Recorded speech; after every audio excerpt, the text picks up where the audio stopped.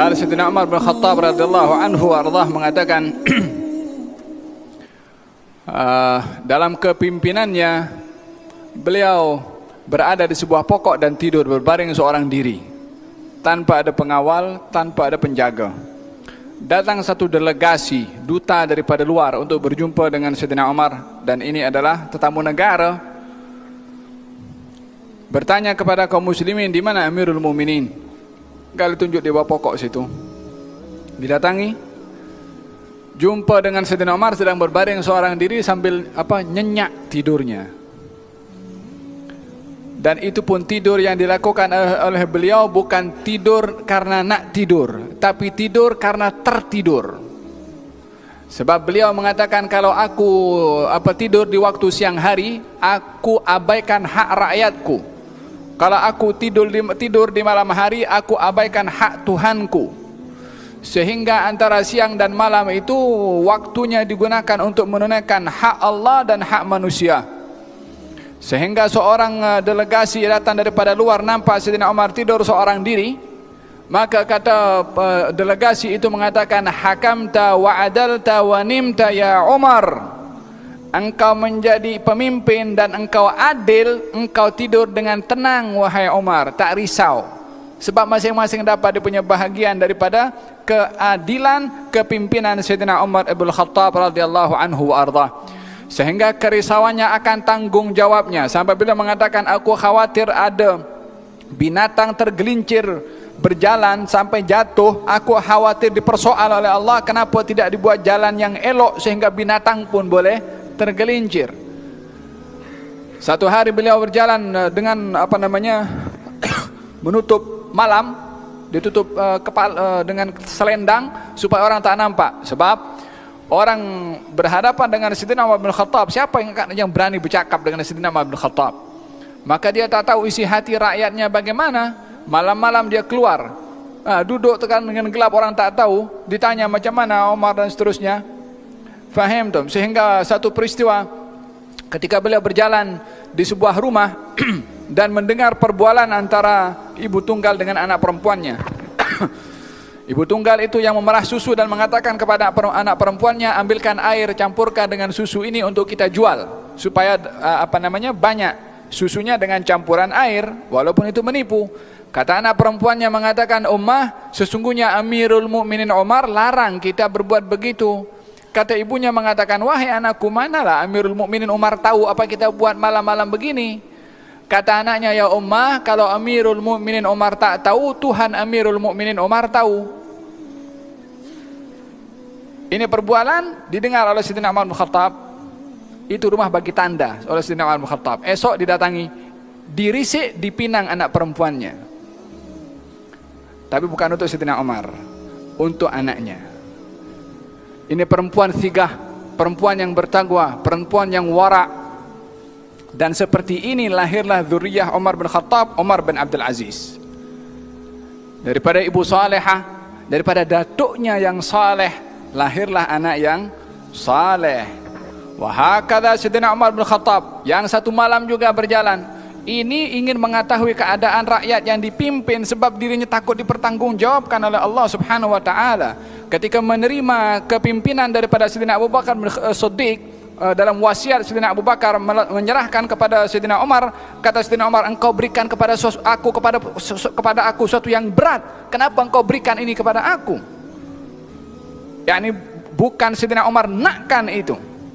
Justru Sayyidina Umar mengatakan, berat ini engkau berikan kepadaku, amanahnya, tanggung jawabnya. Walaupun beliau adalah seorang yang merupakan sahabat terkemuka setelah Sayyidina Abu Bakar Siddiq radhiyallahu anhu warda. Sehingga malam harinya digunakan untuk mencari keadaan rakyatnya bagaimana. Karena siang hari mungkin orang segan nak bercakap, malam hari dicari tahu. Sehingga satu hari lalu di sebuah kemah.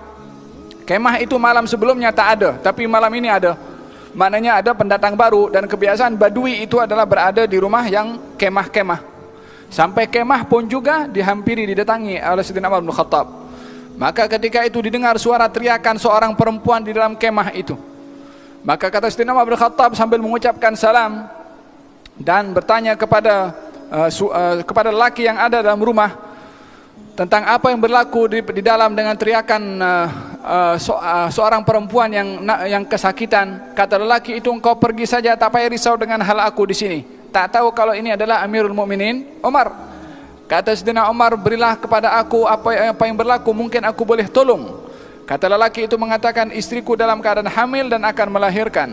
Kata Sayyidina Umar, ada sesiapa yang boleh tolong di dalam daripada keluarga kamu yang perempuan? Dia mengatakan, tidak ada. Kalau begitu tunggu sebentar. Lalu Sayyidina Umar pergi ke rumah. Balik ke rumah, panggil kepada istrinya yang bernama Ummu Kalthum. Ummu Kalthum putri kepada Sayyidina Ali bin Abi Thalib. Sayyidina Ali mertua kepada Sayyidina Umar bin Khattab. Orang yang duk kondem kepada Sayyidina Umar bin Khattab ini karena nak membela Sayyidina Ali, mertua Sayyidina Umar Sayyidina Ali. Yang mentaliti manusia nak jaga kehormatan Sayyidina Ali, tapi nak jatuhkan marwah Sayyidina Umar. Sementara ini menantunya ini. Kalau puji yang ini akan terpuji. Hina yang ini pun akan terhina. Macam mana kalau nak menyanjung Sayyidina Ali, dihina menantunya? Yakni Sayyidina Ali mempunyai menantu yang dihina? Bukankah zaman kita sekarang macam-macam orang punya, daripada mana mereka punya perangai seperti itu? Tak berguru. Berguru dengan Syekh Google. Berguru dengan orang yang tak punya sanad. Betul. Betul. Dan ini realiti yang banyak berlaku di fitnah, yang banyak berlaku di banyak tempat. Falhasil, menikah dengan dengan putri Sayyidina Ali bernama Ummu Kalthum. Sayyidina Umar ketika datang ke rumahnya, yakni ketika itu adalah Ummu Kalthum berada di rumahnya, Sayyidina Umar memanggil, ya bintal akramin, hai anak perempuan keturunan orang yang mulia. Hai perempuan anak keturunan orang yang mulia, bintal akramin.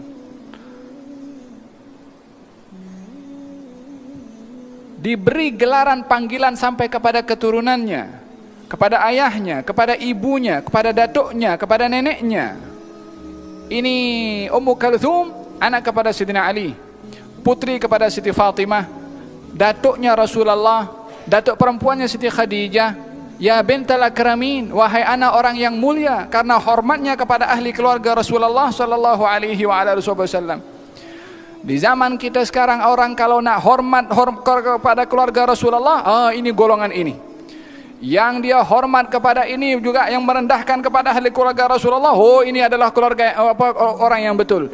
Ahli sunnah wal jamaah yang hormat kepada keluarga Rasulullah dan hormat kepada sahabat Rasulullah. Kedua-duanya mempunyai hubungan kait rapat dengan Rasulullah sallallahu alaihi wasallam. Kata Sayyidina Abu Bakar Siddiq, la garabatu Rasulillah ahabbu ilayya an asil.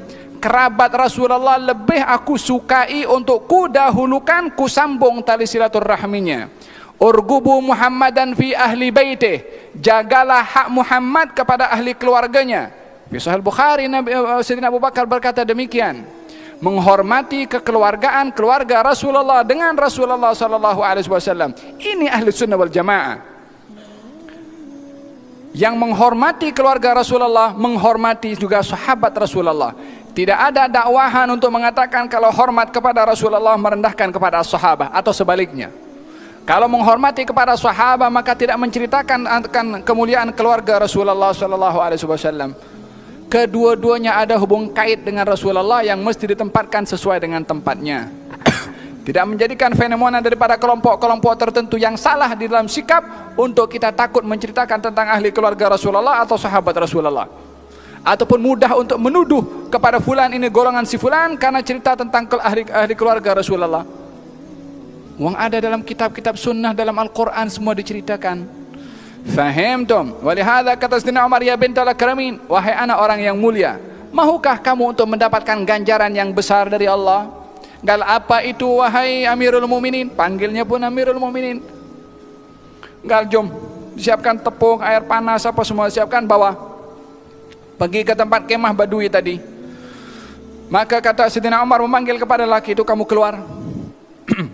Lelaki itu keluar, istrinya Sayyidina Umar Ummu Kalthum masuk dalam untuk melayan. Subhanallah, istri kepada Amirul Mukminin Umar membantu menjadi bidan kepada seorang Badui yang tak mempunyai sesiapa untuk membantu kelahiran.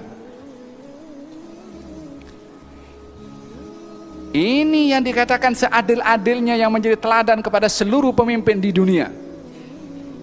Mana ada sampai sedemikian layanan kepada rakyat.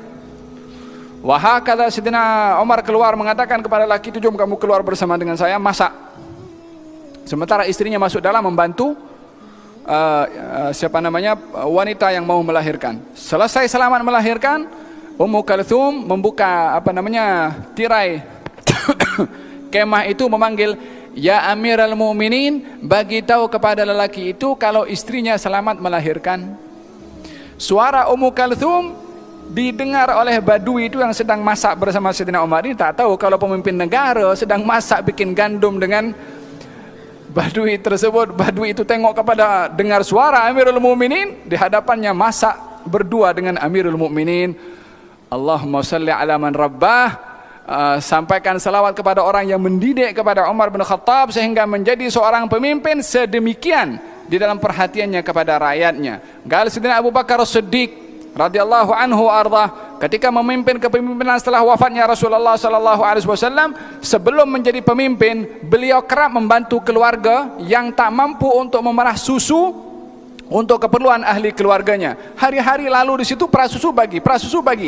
Sehingga ketika setelah wafatnya Rasulullah dan Sayyidina Abu Bakar menjadi khalifah, maka kata ahli keluarga itu mengatakan, sekarang Abu Bakar sudah sibuk dengan kepemimpinan, maka dia tidak lagi akan memerah susu untuk kami. Kata-katanya didengar oleh Sayyidina Abu Bakar Siddiq, Sayyidina Abu Bakar mengatakan, wahai keluarga rumah ini, walaupun aku tetap telah memikul tanggung jawab kepemimpinan, aku tetap akan perah susu untuk kamu semua. Aku tidak akan tinggalkan kebiasaan baik yang aku lakukan sebelum menjadi pemimpin, melainkan akan kuteruskan walaupun aku setelah menjadi pemimpin. Di dalam keadaan menjadi seorang pemimpin, menjadi khalifah Rasulullah yang pertama, merah susu juga untuk rakyatnya.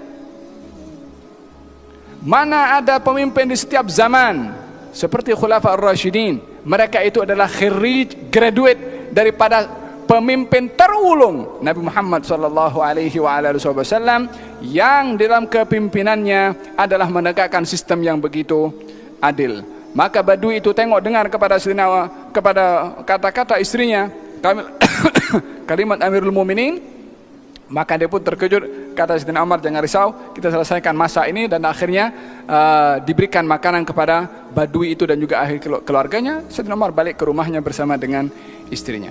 Ini yang menjadi teladan kepada pemimpin sepanjang zaman yang perlu untuk meneladani ikon pahlawan kepada pemimpin-pemimpin yang dididik oleh Nabi sallallahu alaihi wasallam. Wallahu ta'ala